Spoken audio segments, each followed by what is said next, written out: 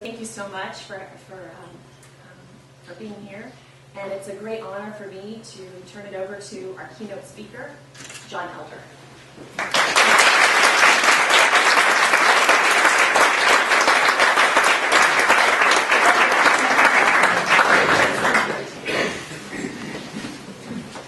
It's really great to be here. I'd like to thank Elise for organizing it. It's a wonderful new event, this Writers' Conference, and I too would like to thank Jenny and Stephen and Dave for founding and running one of my favorite magazines. And it's particularly appealing to see a writing conference coming out of this dialogue that values both wilderness and sustainable forestry. So it's great. I was asked by Jenny to think about George Perkins Marsh a little bit, to put our efforts and our place, our history in the larger historical context of New England forests, and also in the context of thinking about conservation, of which this New England ancestor was such a great part. In trying to figure out what I wanted to say about George Perkins Marsh in this context, I found myself digging through a folder I keep of clippings about natural history in New England. And I pulled out one written, I guess it was about 20 years ago, in Natural History by Peter Marchand, called Fir Waves in the Forest. He was describing the phenomenon called fir waves. It's only known to occur in two places in the world, the mountains of Japan and the mountains of northeastern North America. It has to do with patches of apparently dead trees moving along the upper elevation ridges within a very compressed and dramatic process of regeneration. Some of you in this room, I'm sure, have seen fir waves. They can be seen on Whiteface in the Adirondacks, on Mount Lafayette near Franconia, and Katahdin, and a number of other northern ridges, all the way up to the Gaspé. Here's what Peter Marchand says about them, defining what's for me the framing image of what I'd like to share about George Perkins Marsh. The pattern everywhere is the same. Crescent-shaped bands of dead and dying trees appear to advance through the forest, leaving vigorous saplings in their wake. Behind this dieback front, the age and height of these survivors gradually increase until the regenerating stand crests at the next line of dead trees. Speeded up by time-lapse photographs, the dying and regenerating forest would appear to be moving in waves. Each crest is separated by perhaps 300 feet, and in real time takes 35 to 100 years to arrive at a given point. This is the shortest cycle of natural succession of which I am aware, he writes, occurring both here and in Japan only in high elevation forests. So I like that as a kind of image for what seems to me important about George Perkins Marsh's thinking, and also about the history of our northeastern forests. This dog-eared article I've kept in my folder for a couple of decades, I think has a lot to say to all of us in this room, writers and birders and woodlot managers and sugar makers, conservationists and public officials, about what it means to live and work in the northern forest. It's an image of dieback. Ours is a forest that has endured many very severe wounds, but it's also one about regeneration. Our region's defining ridges speak to a dramatic pattern of loss and recovery in our home landscape that accounts for the importance of this place for a new conversation about what stewardship and conservation means. And it also speaks to the essential vision of George Perkins Marsh. Not everybody will be familiar with him. I'm about to give you a compressed story of this really important scientific conservationist. But basically, he began with loss, of which he could see plenty in his childhood in Vermont, and moved toward an insistence on noticing the wounds caused by our careless practices, and then reversing our practices to take loss as the gauge of, and in some ways the encouragement for, reform, both on a day-to-day level and also in our local communities and in our public policies.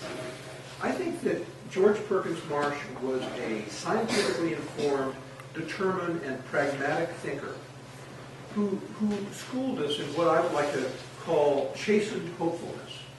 If we can look at the worst, if we can notice what's wrong about how we've been acting, then we can do something different. We can move forward in an inclusive, non-dogmatic, and at the same time, resolute way. He was such an inspiring ancestor.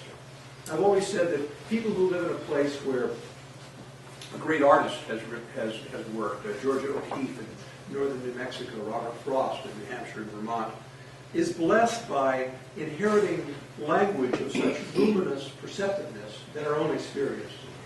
And I think the same thing is true with a thinker like George Perkins Marsh. We're lucky to have him as our New England ancestor. So I'd like to tell you the story of Marsh's life and his insights and their impact. And then I'd like to apply it to our current situation. In particular, I'd like to reflect about Marsh's relevance to what for me has been the most dramatic conservation project in this part of New England over the last couple of decades, the Champion Lands program, which speaks in certain very specific ways, it occurred to me at least comparing this talk to the work of George Perkins Marsh. His criticism of wasteful land use, his prophecy of ecological collapse unless we mended our way, and his capacity to learn from our errors all seem to me to be exemplified in some choices that were made about the Champion Lands project. George Perkins Marsh was born in 1801 in Woodstock, Vermont, and he died in Vallombrosa in the mountains of Tuscany in 1882. In the course of his long, productive life, he served as an American diplomat, first in Turkey and then in Italy, where he was appointed by Abraham Lincoln in 1861 as America's first ambassador to the new unified kingdom of Italy. In fact, he was the longest-serving ambassador still in American history. He rather liked Italy. He stayed there for 21 years. Like a lot of Vermonters, we do like Italy. We like the cheese. That's why we make our own. He served in that capacity as ambassador to his death, and he was just there at the time when he could act as the single most important ally to the leaders of the new Italy, Cavour and Garibaldi, and the movement they called Risorgimento. But the main reason he's pertinent to this conference is his masterpiece, Man and Nature, which was published in 1864. It was the first book scientifically to document the drastic long-term impact of human actions on living systems. People had, of course, always known that we had local impacts on nature. We could see it in front of our eyes, but the Earth seemed so vast, and our power relatively so puny, that we assumed that such effects were finally trivial, minor, and passing. But Marsh was a kind of hyperactive scholar. He was the finest linguist of his generation, perhaps in the world. It's nice to think that for a quarter of a century almost, the best linguist in the entire world's diplomatic corps was in America. He was fluent in every modern European language and all the ancient languages of the classical world, as well as in Hebrew and some other languages, Finnish, that interested him very much. And he had a voracious appetite for reading. At several points in his life, he basically had to stop reading for a while because he'd read so much he couldn't see anymore. But he was a polymath. He drew together everything. Archaeology was a special bent. And he was able, when he went to Europe, to assess the cumulative damage of deforestation over 2 millennia.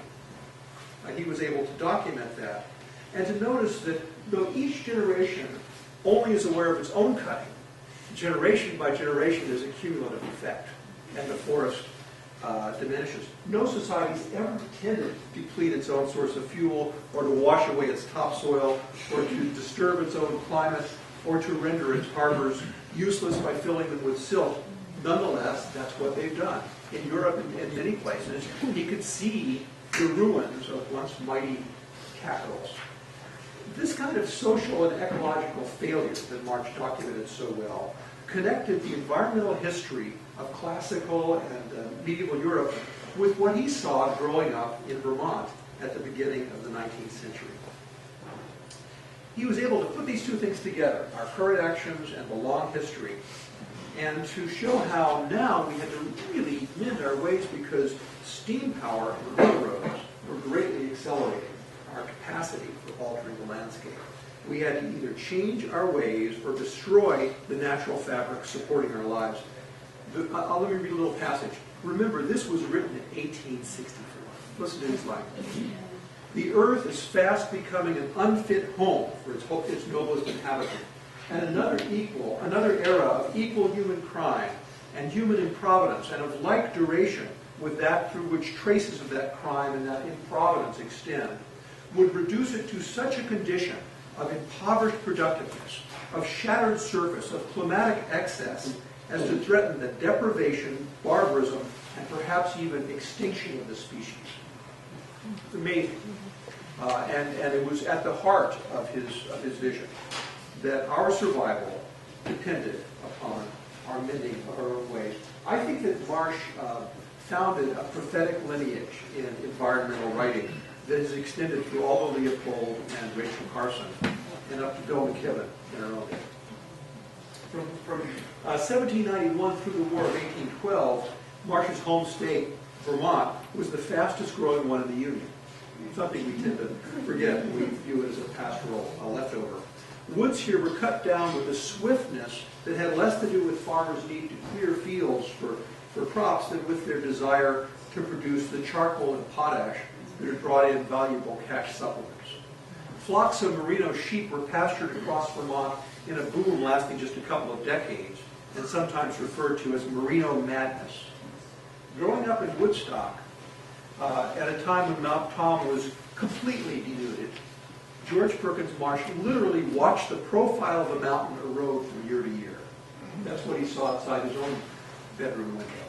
He remembered these effects when serving in Turkey and Italy, as I've said, and was able to put together the deforestation he saw around his boyhood home with the long-term implications of such processes as recorded in the Mediterranean world. He said, and thus the earth is rendered no longer fit for the habitation of man. That's the refrain that comes through his book all the way through. Let me just pause for a second to say, man and nature, habitation of man. George Perkins Marsh used man as a general term for humanity, and I think that it's much less common for us to do that today. I myself would not do it, but I simply offer this perhaps as a marker of historical difference, which dramatizes how contemporary many of his other ways of speaking are. Having said that, I'll go into these languages. As the title of Marsh's book reflects, he always emphasized the possibility for human action to restore the environmental balance on which human society depends. He wasn't a fatalist. David Lowenthal, George Perkins Marsh's magisterial biographer, characterizes his attitude in this way. This is Lowenthal. Although man was selfish and short-sighted, he was not irrational. Reform might follow understanding. If he could ruin nature, he could also mend it. In the early conservationist's own terms, man now becomes, quoting, a co-worker with nature. He must aid her in reclothing the mountain slopes with forests and vegetable mold. So, beginning with the sobering reality of loss, and that is the foundation for Marsh's thinking, and actually oddly encouraging to us, because we begin with loss too. It's not as if everything was pastoral and now it's endangered. It's always been a kind of shuttle between carelessness and learning. Beginning with this loss, we can move into what will need to be a long-lasting effort of mitigation and recovery. With all the differences between John Muir and Marsh, it's true that he began by looking at the dangers and ended up as one of the central influences and inspirations for the founding of national parks and national forests around the world, not just in the U.S. And now that we've had Vermont's first national park established in Woodstock, the Marsh-Billings Rockefeller National Historical Park, that reinforces the local roots of Marsh's broad vision.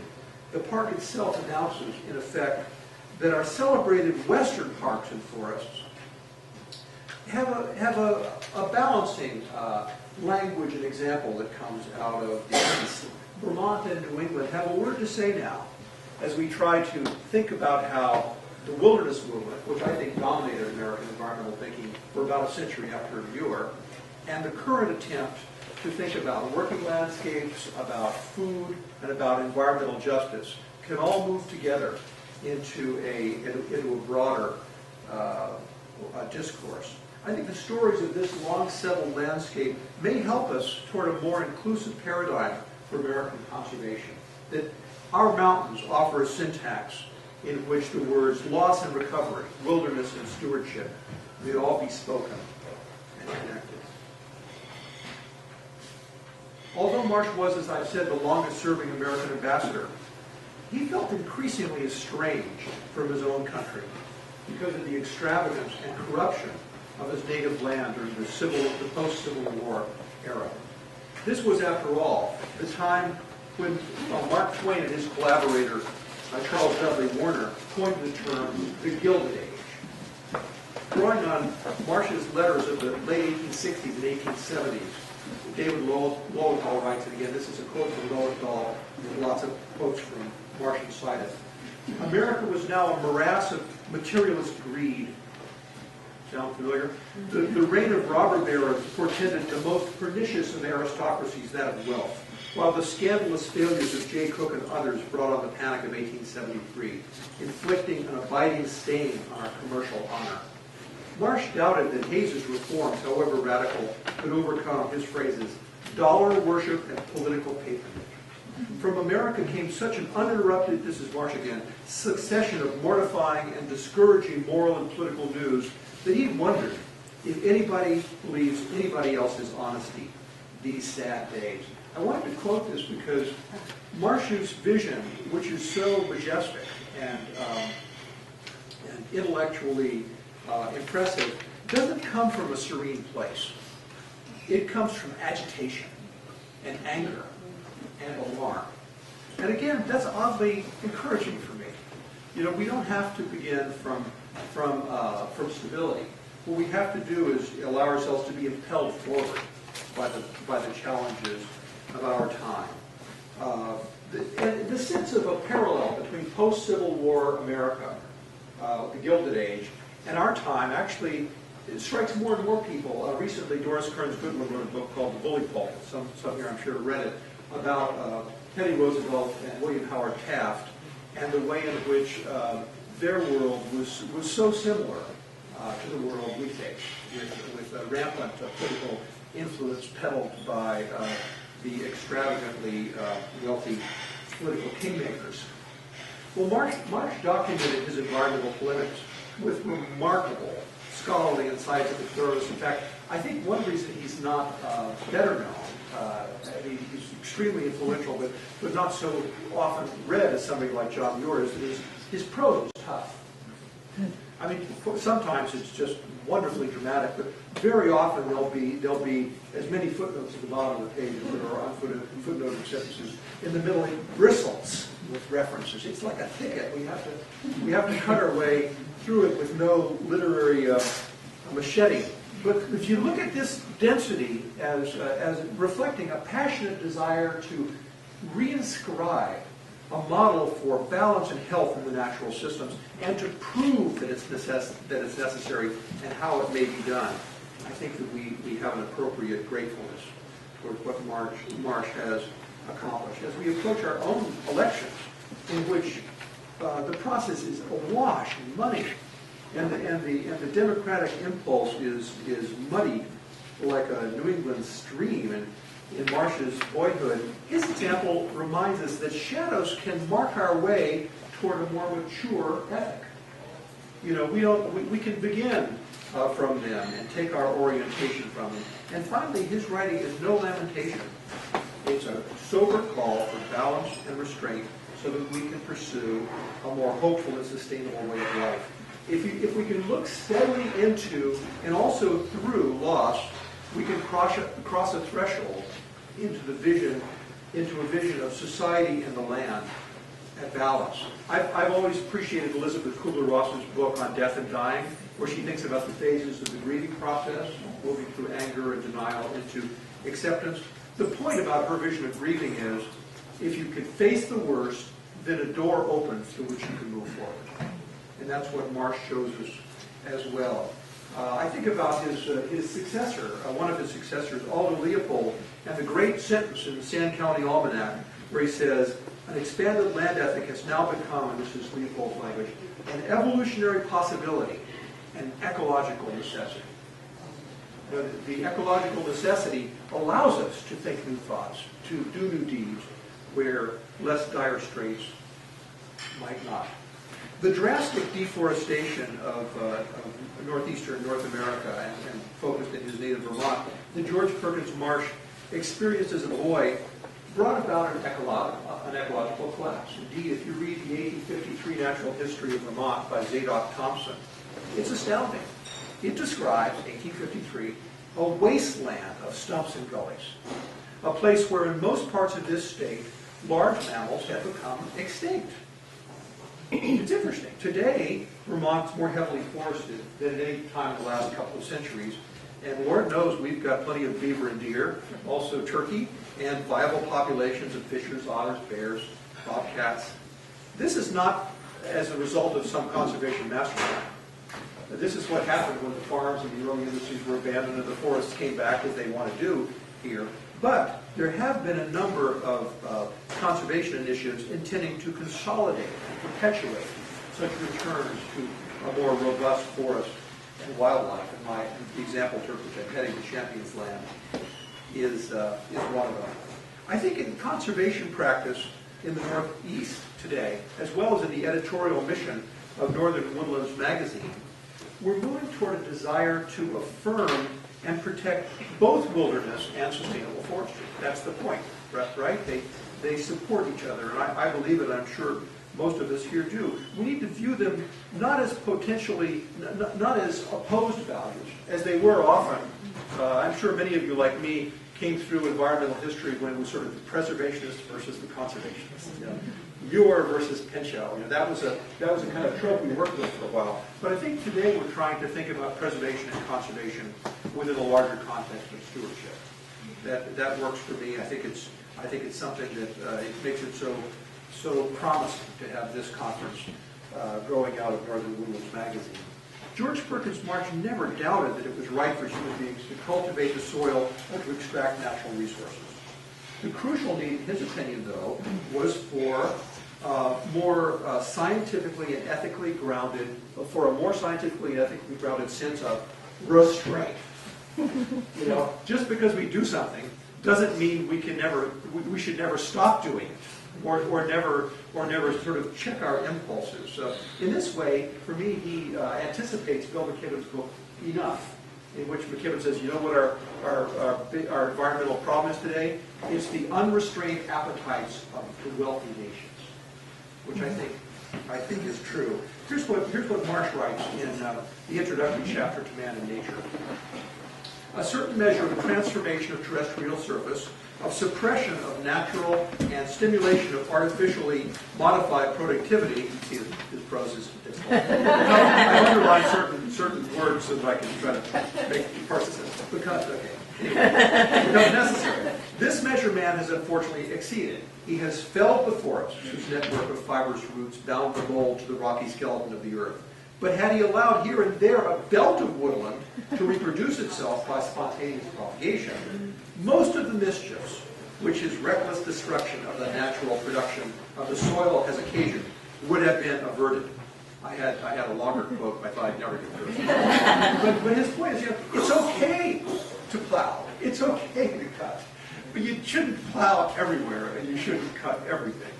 Not so hard to understand, but in fact, we do have a tendency, we human beings, with the way our minds and our capacities and our technology work, just to keep going once we find we can do something.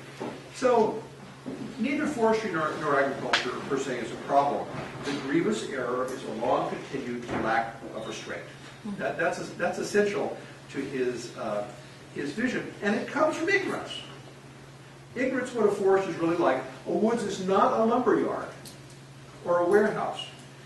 It's an intricate community of life. And in recent science, I was talking to Tom Wessels the other day. He pointed out to me a stump, and he said, "You notice that stump keeps adding growth rings? That's because it's tied in, with the root structures of surrounding trees. The forest is not individual trees. It's a web of life in ways that we're just beginning to get a better awareness of. So I think implicit in George Perkins Marsh's critique of our lack of restraint, though, there's a sense that even deeper than the need for activism to change our policies, the most fundamental resource we have in cultivating more restraint is our sense of affiliation, a personal and emotional affiliation with what David Abram calls the more than human world.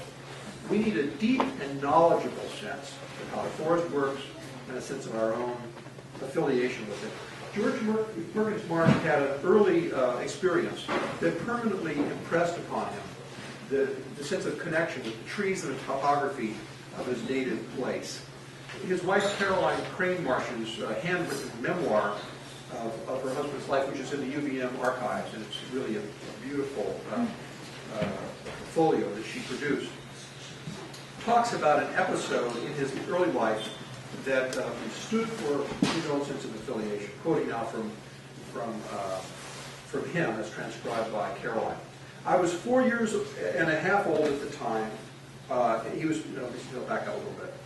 He was driving over the hills with his father, who was a judge going to attend court several miles distant. Here's Marsh. "I was 4 years and a half old at the time and sat on a little stool between my father's knees in the two-wheeled chaise he always drove. The roads in those days were shocking, but I little heeded that, for to my mind the whole earth lay spread out before me. My father pointed out the most striking trees as we passed them, and told me how to distinguish their varieties. I do not think I ever afterwards failed to know one forest tree from another. Nor did my father limit his lessons to the individual objects in the landscape. He called my attention to the general configuration of the surface, pointed out the direction of the different ranges of hills, told me how the water gathered on them and ran down their sides, and where the mountain streams would be likely to be formed. But what struck me perhaps most of all, he stopped his horse on top of a steep hill, bade me notice how the water there flowed in different directions, and told me that such a point was called a watershed. I never forgot the word, nor any part of my father's talk that day. And even now, a vivid picture of that country through which we passed often flashes upon me when my thoughts are very differently employed. For me, this image of a little boy being shown what a watershed was, like that earlier image of the fir waves, captures so much of Marsh, because first we begin by learning the names in our neighborhood, the identification of trees. This is important to a conference of writers, to name names, to make introductions, to describe, to present the aspect as well as the genetics of the things around us. Then one begins to distinguish the topography, the ridge lines where rainfall flows in one direction or another, the notion of a watershed. David Lowenthal has said that the essence of Marsh's thinking is its ecological perspective. And ecology, of course, is the relationships within an environment. And as I'm sure you know, from the Greek oikos for household or house, it's a kind of domestic or local, familial sense of connection. Through watersheds, we begin to move toward what I think is prominent in New England environmental thinking today, a bioregional perspective. Certain animals thrive in the area of certain trees, and certain human communities grow up there too. The human cultural and economic currents are in confluence with the water dividing on the hillsides. Once we've arrived at such a whole landscape perspective, an awareness of dynamic relationships becomes the central element in our environmental outlook. In this regard, I recall a late summer hike I once had in the Red Oak Wilderness with the naturalist Alcott Smith, who some here may know. It was an outing organized by Forest Watch and the Vermont Natural Resources Council in order to both celebrate the existing wilderness areas in Vermont and build support for establishing new ones. Smith began by acknowledging that these early successional woods were far from old growth. which he defined, I liked his definition. Old growth was a multi-age forest shaped by natural events over several centuries or more. But one of the pleasures of wilderness protection, he said, was the knowledge that old growth is always on its way back. When a logging road is abandoned, yellow birch is one of the first trees to establish itself. The species can't get started very well in the dump of a forest floor, but with its profuse seed production, it can blanket a scarified and recently abandoned surface like a dirt road. Shortly after I took this hike, I was on a small plain up to the Champion Lands, as I'm about to describe, and I got to look down and see what he told me. All of these light blue rivers flowing through the woods, where the yellow birch and also the pincherry, to some extent, established themselves early. They began to fill in. It was quite thrilling to see one form, the forest, turn into another, a river. I think that the way in which old growth is cut, new forests emerge, roads are abandoned, and new trees sweep through them, shows some of the promise of New England as a way to think about forests and other environmental phenomena. It relates to an image I'm very fond of from my teaching in environmental studies at Middlebury College, that of the ecotone, the edge between different landscapes and habitats where something special can happen. There's a particular richness of interaction. Wildernesses in a place like Vermont are so small, they're marginal. But in a way, they're centrally marginal. They connect the other aspects of our work in the environment, our sustainable efforts, our nearby settlements. And this kind of phenomenon, this mixture of forest in New England, I think is one reason I take this landscape to be so central to current environmental thought. As I mentioned, the wilderness dialogue, which I was very powerfully influenced by, prevailed for most of a century after Muir, but today, with figures like William Cronin in environmental history, that notion has been complicated. The ideal of preservation transcending a narrow utilitarianism has been brought into dialogue with the tradition of stewardship. As in so many aspects of our public life then, what we need to do now is to move beyond divisiveness and polemic into a complex discussion of important matters. That's what I think this landscape and our ancestor George Perkins Marsh helped us with. Well, at this point I'd like to think about how this bears on where we are today. And over the last quarter of a century, for me, one of the most striking developments in New England conservation has been the Champion Lands project in Vermont. I'd like to, that was one, I think these similar projects are all over New England, but that's one I was involved with, so I'd like to just talk about it from my own perspective as it bears on Vermont and perhaps makes it feel more accessible to us today.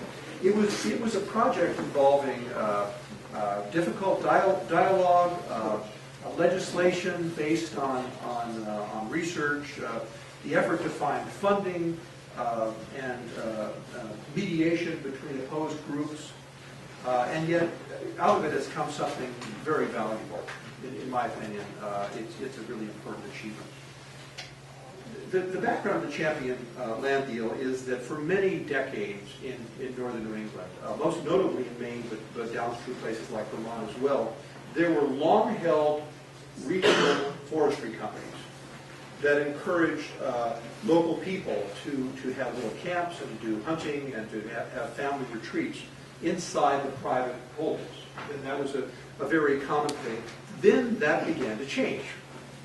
The world turned, and private land that had felt like a vast commons was taken over by large, non-locally held companies that were not so interested to both communities. I'm probably going to be painting with such a broad brush that somebody will want to correct me or clarify this, and I'm glad to say I'm really looking forward to the dialogue. I'll just continue in my blithe way here, because I think what happened is that when companies like St. Regis were absorbed by much bigger companies like Champion International at the beginning of the 1980s, really everything changed. And other things were changing too. It wasn't just ownership. The wood pulp industry was shifting to the southeast and to South America because wood regenerates so much faster in those warmer regions.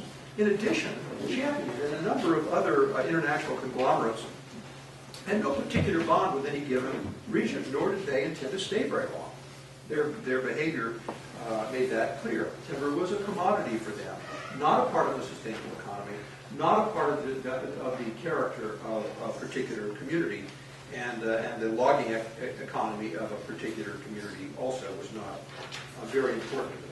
So Champion moved in and pretty soon began to liquidate their stock of trees, preparatory to abandoning their holdings and their mills in the Northeast. It was wonderfully unambiguous. They cut way beyond the ability of the forest to regenerate, since they had no intention of doing business in a given place for very long. And before environmentalists had even come into the picture here, local loggers had become deeply concerned about the future of their traditional rural livelihood as the woods around them were being stripped out. As I mentioned before, I took a little trip at the beginning of the Champion project with a couple of other interested parties in a small plane that was made available to environmentalists and writers wanting to see it for themselves. As we flew up over the Northeast Kingdom, we could look down around West Mountain at the center of the Champion land deal at clear cuts big as a mountain. And at first these seemed to be like velvety bogs, beautiful, beautiful velvety bogs, until you realize they were actually places where every last tree had been removed. For a huge, huge extent, leaving only a few years of herbaceous growth and seedlings. Having accomplished their extractive and uncivic purposes, the corporate owners announced that they were putting their entire northeastern holdings on the market, and this encompassed several 100,000 acres in all, including all the acreage in the Northeast Kingdom. So this was a large moment with a lot of our forest up for grabs. The likelihood, the likely outcome would have been, one likely outcome at least, for the purchase of huge blocks of land by commercial concerns interested in real estate development rather than sustainable forestry. They might have been expected, if they'd done such purchases, to shut off major areas for commercial hunting ventures and to construct luxury hunting and fishing camps along the shores of remote lakes, as has happened in other parts of the country. But in fact, something else happened. Something else I think that was informed by the thinking of George Perkins Marsh. There was a coalition, including the Conservation Fund, which is based in Virginia, and in-state partners like the Vermont Land Trust and the Nature Conservancy of Vermont. Working under considerable time pressure, they assembled a surprising consortium of buyers and a surprising coalition of in-state constituencies, so that the Silvio Conte Refuge of the National Fish and Wildlife Agency bought 26,000 acres of the total. The state of Vermont bought 22,000 acres of the core ecological reserve around West Mountain. Approximately 84,000 acres were sold to Essex Timber, a private landowner committed to sustainable forestry. This was an amazing outcome, a really amazing outcome, and for me, very heartening. It was by far the largest conservation deal the Vermont Land Trust had ever been involved with, and the preservation of an undeveloped property much bigger than any comparable parcel in the state. It was also extremely contentious. And I mentioned this just as earlier. I wanted to make a point of saying George Perkins Marsh, I keep wanting to call him George Perkins Marsh. George Perkins Marsh was not a serene guy. He was an angry guy and a determined guy to make some changes. And there was a lot of anger in this process. I think finally productive as well. The wilderness advocates regretted one provision of the easement on the Essex acreage a great deal. Namely, that after 40 years had passed, 1/2 of the increased growth in a given 10-year period should be cut. They described this as a forever logging provision, because it prevented, in their words, it prevented establishing future protections at a higher level. The Land Trust responded that it was committed to keeping the faith with rural communities and with a state legislature that had often been wary of conservationist motives. They feared that this would just be the first step in phasing out traditional livelihoods in favor of a wilderness-oriented recreational economy in which local people would be left with seasonal and service employment. The Land Trust wanted to show that it could be a trustworthy partner, an opportunistic one. And having been hammered on that side by the wilderness advocates, the Land Trust and its allies got pummeled from the opposite direction. A coalition of camp owners, sportsmen's groups, and legislators loudly objected to the core ecological reserve on West Mountain. They hated the idea that camp leases would be eventually voided, and they distrusted the effects of no logging policies on certain species. Because deer, partridge, and other game tended to multiply in the browse that succeeded a heavy cut, they wanted to see logging undiminished throughout the area. The Land Trust and its partners answered them that the camp owners were being given a much more secure deal under the new provisions than they'd ever had before, and that new commercial owners probably would have booted, or well might have booted them out altogether. Furthermore, their lifetime tenancy, with many people immediately transferring the deeds to their grandkids, meant that many of those leases still had over 70 years in their future. The Land Trust also pointed out to them that you need some unlogged roads and unbroken canopy if you want to have the relative seclusion for habitat of bears and the canopy for neotropical songbirds. What I feel about this, in the light of reading George Perkins Marsh, is that both the wilderness advocates and the opponents of the core ecological reserve made important points. That's the thing. You know, it wasn't as if there was an opposition between the enlightened and the unenlightened, the good and the evil. It's simply true that Vermont has needed significantly more provision for wilderness in order to ensure the larger ecological health of our landscape. 1% of the Vermont landscape as wilderness was not an adequate level of protection. And indeed, since the Champions Land, with the further establishment of wilderness areas in places like Breadlow, we now have about 2% of wilderness, which actually makes a huge difference. On the other hand, it's also simply true that any conservationists in Vermont need to think hard about the maintenance of cross-generational familial bonds rooted in the land, and about the importance to the character of our region of traditional rural lifeways. I think that these were the deepest issues in the dispute about hunting, logging, and family camps. Such values are threatened not just by the damaged timber economy of northern New England, but also by the influxes of capital, huge influxes of capital, that can so quickly affect the character of a rural state. Conservationists now, and again, Marsh was a forerunner, are called upon not just to conserve agricultural and forestry land, but to offer meaningful support to communities and individuals who derive their living from the land. I think that this is something that is a triumph in the ongoing dialogue and efforts coming out of the Champion Lands. I was struck by the fact that the Champion Coalition, including the Land Trust, tended to respond to their stringent critics on one side with the arguments from their stringent critics on the other side. That's always a good sign, I think. And similarly, when our little group of three touched down on the flight across Champion Land, we stopped in Island Pond and sat down at a picnic table, took out all of our maps and put them on a table. And what we were interested in seeing was if we could trace how private, state, and federal holdings, each with their different shadings, could combine into a larger pattern.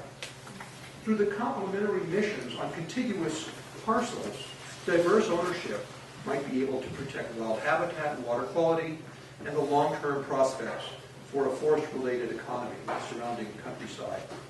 I think similarly, if in all of our discussions about the future of Vermont, we can similarly lay a diversity of landscape and cultural values next to each other on a composite map, we might find that in such a context too, apparent oppositions resolve into a fabric of ecological wholeness. I'm going to skip a couple of things I was going to say because I want to get to the last image and then have time to discuss. I began this conversation with the image of the fir waves, and I want to end it with an image of another native New England tree, shadwell, because it helps me to think about the implications of what I've just been trying to describe. Just as the fir waves are an emblem of loss and regeneration, not only in the forest but in our thinking about the forests, the shadblow for me is iconic. It's the emblem of the seasons of Vermont, the way in which after a long winter, tentatively we do move forward into spring, and it's probably my favorite tree, so I get to talk about it. When shadblow blooms in May, it marks Vermont's long-awaited turning from the long weeks of mud season toward the delicacy, color, and brevity of spring. Amelanchier canadensis, saying that for my friend Alicia Daniel back here, often appears around here as a leggy tree of 12 to 20 feet in height, growing in sparse woods or beside wet ground. Like those of apples and many other members of the rose family, it has five white petals. But these are so slender and delicate that the crown of a tree in full blossom looks less like a cloud than like a drift of smoke, clinging together for just a moment before dissipating. To a hiker or to a distracted driver who happens to glance from a car window at the right time, a flowering shadblow is all the more arresting because of its lovely recessiveness. Its emotional impact is less reminiscent of a trumpet peal or a sudden shaft of light than of a mysterious lingering scent. The tree's name reflects its association with the annual migration of shad up the rivers of New England. Shad are anadromous like salmon. They hatch in fresh water, but then spend most of their adult lives in the salt, and also mate there in the ocean. This correlation between the flowering world and an ancient dramatic migration prevails all the way from southeastern Canada down the mid-Atlantic coast. It's a continuity among widely separated bioregions, reflecting the fact that just as the blossoming is keyed to air temperature, so too the timing of anadromous fishes' migrations relates closely to rising temperatures in the freshwater system to which they're returning. As is true of so many ecological associations, this one between shad and shadblow mirrors a larger concord of climatic and chemical factors. For both the indigenous Western Abenaki and the European settlers who put down their roots in this part of Vermont about 250 years ago, the sudden arrival of these plentiful and delicious fish could not have come at a better time of the year. Early spring has historically been a hungry season in the north, with the previous harvest largely exhausted, deer moving back into the remote heights and new crops just being planted. Reaching weights of 4 to 10 pounds, shad are the largest members of the herring family, so their value as a nutritional resource at this straitened moment in the calendar has been enormous.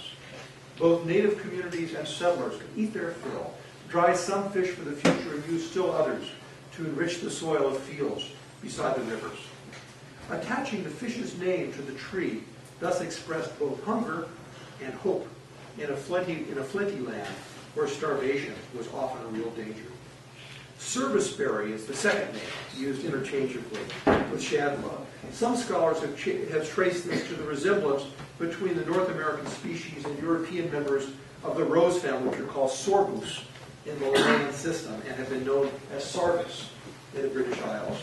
Be that as it may, New Englanders have also developed another deep connection between the name serviceberry and an aspect of local natural history as specific as the timing of the shad run. Frosts extend deep into the soil here. When the white petals of shadblow appear, that has traditionally been taken to show that the ground has finally thawed enough for families to bury their winter's dead. The name serviceberry signals the possibility of long-deferred funeral services as eloquently as the name shadblow does the reappearance of shad in their native streams.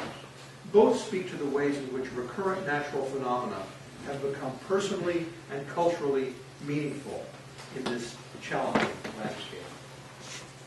Now the fact is, I brought this example up both to indulge myself in writing a little something about my favorite tree, but also to think about the ways in which the ironies and the reversals of Frost's, of Marsh's world still prevail today.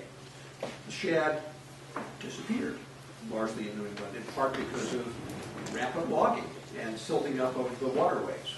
The shad are being reintroduced with millions of fry released into their native streams in a way that is tentatively getting them a foothold in New England again. But they're coming back at a moment when climate change is throwing off the calibration between the blossoming of their namesake shadblow and the thawing of the soil As a sugar maker, I'm obviously alert to the fact that the coming sugar season is so much less predictable now. It stutters along.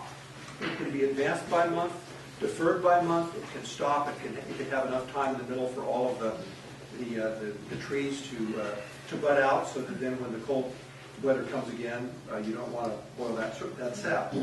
So the shad blow for me and the associating shad are emblems of loss. They're images of hope, and they're also reminders of the fact that just as deforestation was the leading danger to our New England forests in Marsh's time, climate change is the leading danger to the forests now, to the regeneration of our native hardwoods and of our hemlocks as well. So when we look at the shad blow blossom, so when we think about the fir waves navigating across our ridges, it's important to know that we can never really go back to where things used to be. What we can reverse is our course. We can undertake a long-range project of mitigation and affiliation. And in the midst of this, the fact that something's lost and something remains means that, like the fir waves, the disappearance and the return of shad is something that can both give us hope and motivate us to move forward more resolutely in this blossoming world. The health and the prosperity of our human communities are as interwoven here as that level of fine root hairs just below the forest floor. There's no way to disconnect our life and our health from that of the woods around us. George Perkins Marsh helps us to bear this in mind, both the losses and the learnings inherent in dwelling in the national forest, in the northern forest, are carry with them the potential for us to find an enhanced capacity for restraint, for social inclusiveness, and also a greater capacity of hope within this topography of reversals and disclosures. Thank you.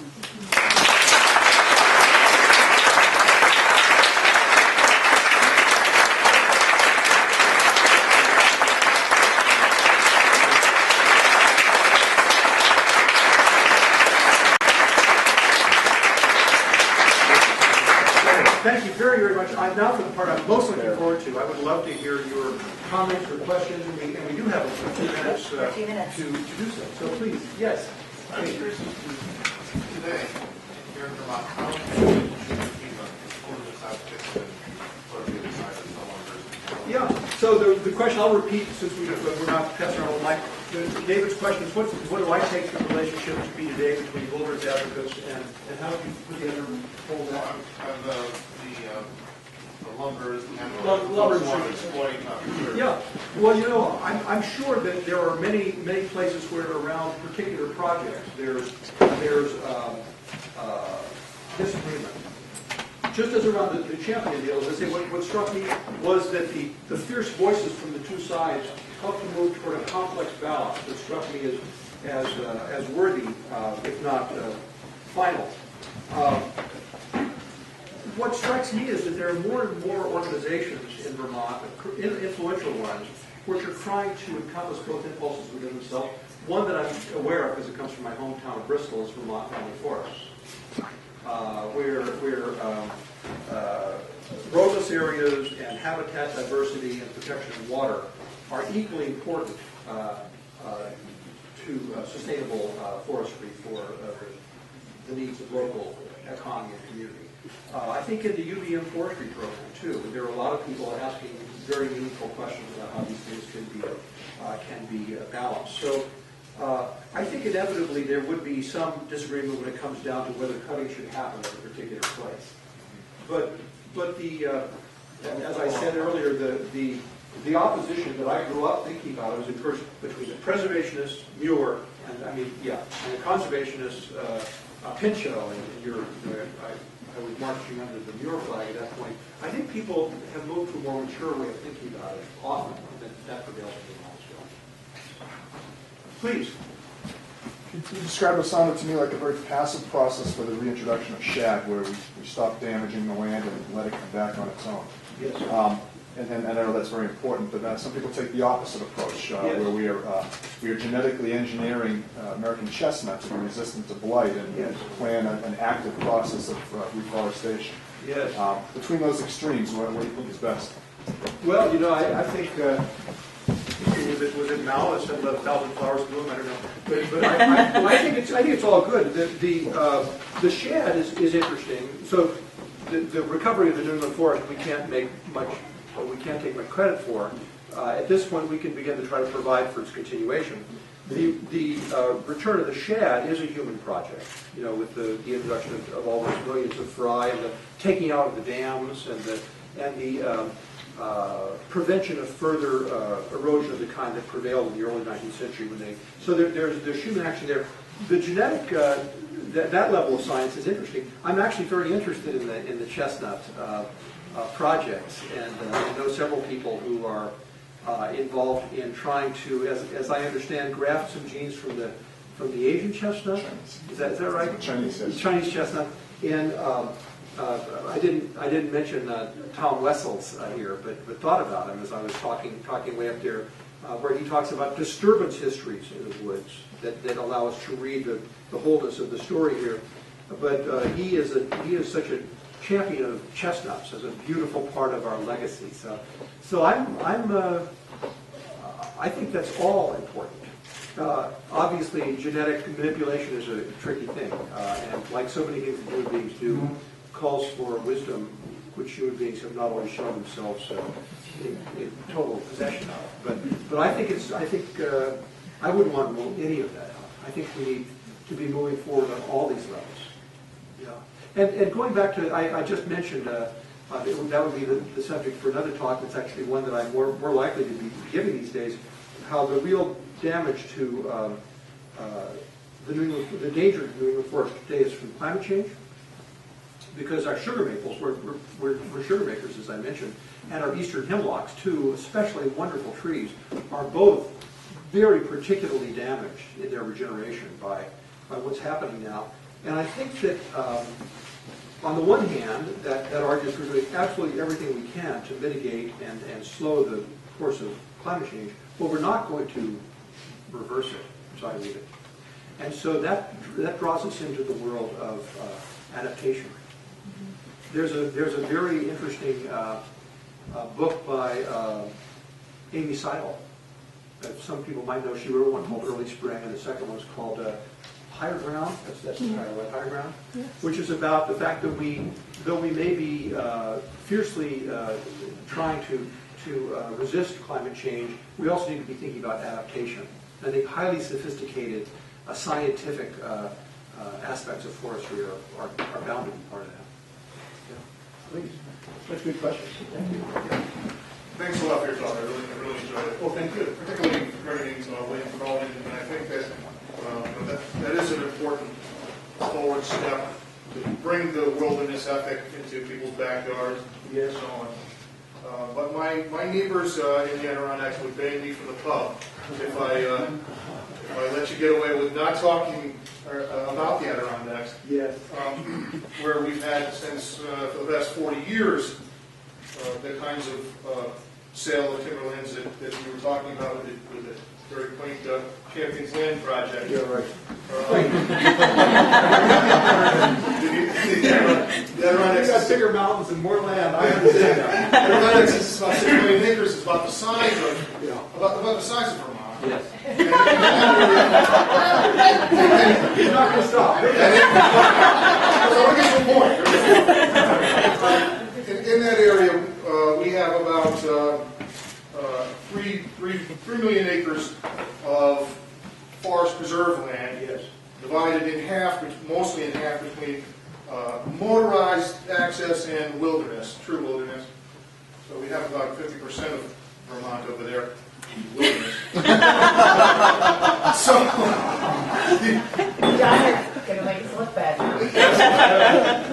but one of the things, maybe you could talk a little bit about the idea of wildways, and because I think that when I look at a map of Vermont, I love to do this, of course, because why wouldn't I? Look, and the Adirondacks, it's a dramatic difference. We have vast wild areas. Yeah. We just added, 166,000 acres. In the last 10 years or so, we've had 1.2 million acres of easement lands, forestry managed easement land. And what we're moving towards now there is I think, trying to create ways to connect the Adirondacks with Algonquin Park in Canada, and I think that's sort of missing in wind poems and unfortunately your talk today. This idea that we need bigger spaces for some wilder activities, wildlife and so on. And how does that fit into sort of what you see for a plan for Vermont? I mean, it's a wonderful question, and I wish we could go right to the pub and talk about it. But your points are all well. I mean, not only is the Adirondack Park much bigger than all Woodlands, much bigger than Vermont. It's bigger than any western park outside of Alaska. It's a huge fact, the Adirondack Park, and it's also very interesting. This was I was aware it had more disclaimers than I brought up, but this is a very Vermont-centric talk, because we're Vermont, and that's what I know. But your points are very well taken. The Adirondack Park is on a huge scale. Not only that, but it is a people park. It has villages and settlements and traditional rural endeavors throughout it. So it's a very, very important fact. And the business of corridors going up into Algonquin, like the wildland corridors that people have going down the Rockies, that's all very important. What I would say in terms of connecting Vermont and the Adirondacks is I like the term. It's not a very old term, really. The northern forest. We've been using that maybe for my sense very often for like 15 to 20 years, not much more. The northern forest would say, let's look at Maine, northern New Hampshire, northern Vermont, and the Adirondacks as a kind of forested region. And obviously Maine and the Adirondacks are at a scale that is at one end of the spectrum, and Vermont even more than New Hampshire is at the other end. For me, our little wilderness areas have value. They're federally designated wilderness areas. They don't have any of the attributes of vast wilderness.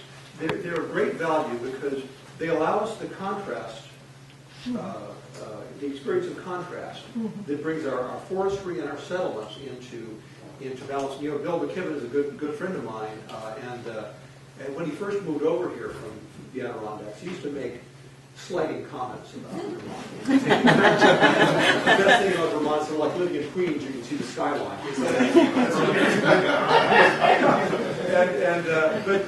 But then, I was always very aggravated about that way of talking. And he stopped. He doesn't talk that way at all anymore. But what he says now, if you've read his book, Wandering Home, is let's talk about the greater Champlain bioregion. And look at the way in which it's not as if these state boundaries are finally as important as the topography of the watersheds that George Perkins Marsh looked at. I do think that Vermont and the Adirondacks and the other parts of the northern forest are essential parts of it, but that to not say more about it, I'm glad you brought up the case in the Adirondacks is that would be a mistake. One thing I would say about corridors, this goes back to conservation. I love the idea of corridors, among other things. It's a conduit for moose, right? For wolves. But I've gotten very interested in wolves in the Northeast. They tend to come down most they tend to be found most into Maine and to the Adirondacks. But I'm aware of the fact through Marsh that we can do certain things, but in the context of the larger story of nature. And in Vermont, the other day, last week, I was on a friend's farm, a sheep farm in New Haven, Vermont, and I saw a coyote that weighed, I'm sure, almost 9 pounds. It was bigger. It was as big as a prime German Shepherd. It was tawny, but it was gray size. It had obviously, if you looked at its family tree, it involved Ontario Grey Wolves. So they're come in, right? So it's a vast kind of ironic spread, but everything you said about the Adirondacks is good. I appreciate it, and I don't begrudge the fact that people come over here to get some really great coffee and cheese. Please, yeah. I have a question about wind power, because I work in a small land trust in Yes. southern New Hampshire, and it's been a really controversial topic Oh, yeah. for our land, and I'm just curious on your thought. You know, I almost brought in wind power as my second example, along with the Champion lands, and then I thought, I'm not that brave. But I will say some things about it. I'm glad to. I just came down from Craftsbury, Vermont, where I'm on the board of Sterling College, and as you know, Craftsbury's under the brow of the Lowell Ridge, and there are very, very strong feelings up there about this. My feeling, actually, this thing I read about Shadlow is in the context of some writing I've been doing, trying to see how the people on both sides of that controversy might find a place to meet. Because this is something in Vermont that has riven the environmental community. What's that? There's no unification of two sides. Well, we're too far apart. Well, I'm not sure. There hasn't not been one yet. Actually, I think that I believe that it's possible, though it's not yet occurred. I know that. So, my sense, I myself believe that the main danger to the northern forest is climate change, and that at the current rate and probably within the next 50 years, sugar maples and hemlocks will both be on their way out and roll out. So, well, I was in favor. Every single friend of mine in Craftsbury, all of whom are environmentalists and who are very, very admirable people, is passionately without exception. Yeah, I think it's probably a very, in New Hampshire too, David said, a very common thing. So the question is, where do we go from here?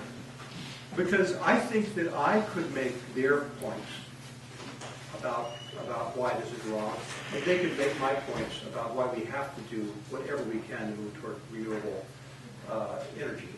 The question is, where do we go from here, given how powerful the feelings are? I mean, we're all upset.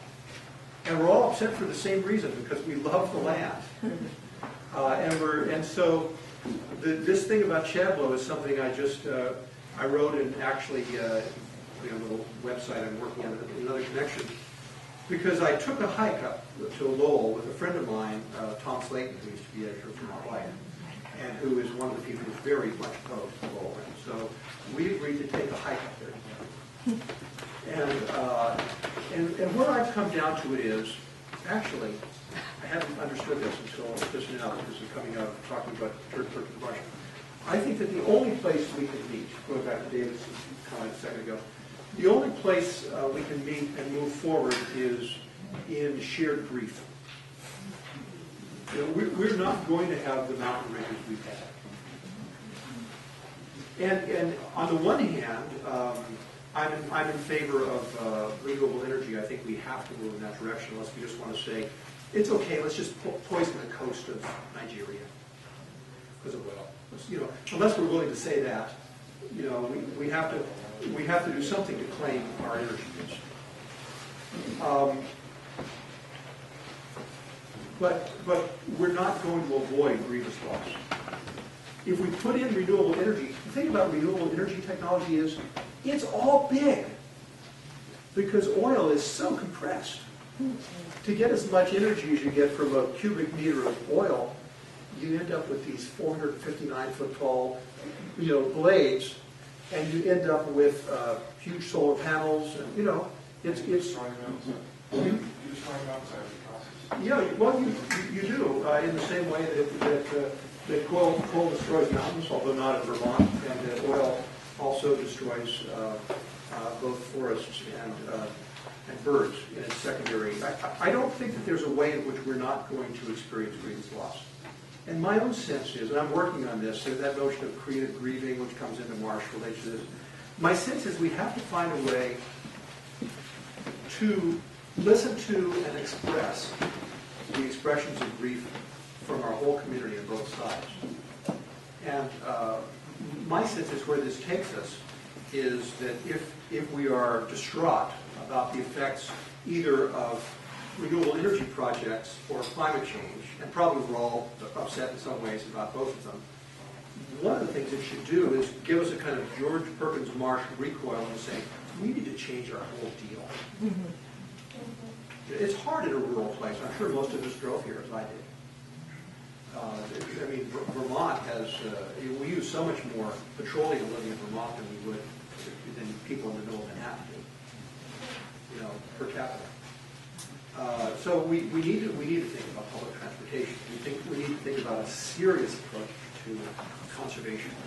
We need to think about energy co-ops that are locally based. We need to think about more collective. There are all these things we need to think about, and that I think is the place where the people who are divided by wind power and bridges might be able to meet. That's not a program. It's not an outline. But it's what my heart tells me. We have to look at all the pieces, though, not just the loss of the landscape, but okay, now we've done this, we've grieved the loss of the landscape, but the people who are living there are living there. Whether it's very noisy towers or oil pipelines through your backyard. The people who have to live with it have to be considered.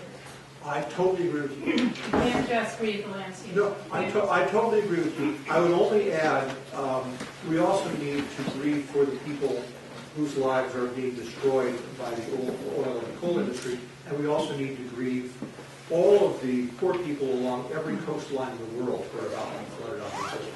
Right. So that's the thing, but that doesn't minimize the loss in rural areas. As I say, the people who I know most of the fiercest opponents of this and countless dear friends of mine, and I take their feelings very, very seriously. Yeah, I'm working on it, unfortunately, Yeah. actually. Yeah. I'm sorry nobody asked the difficult or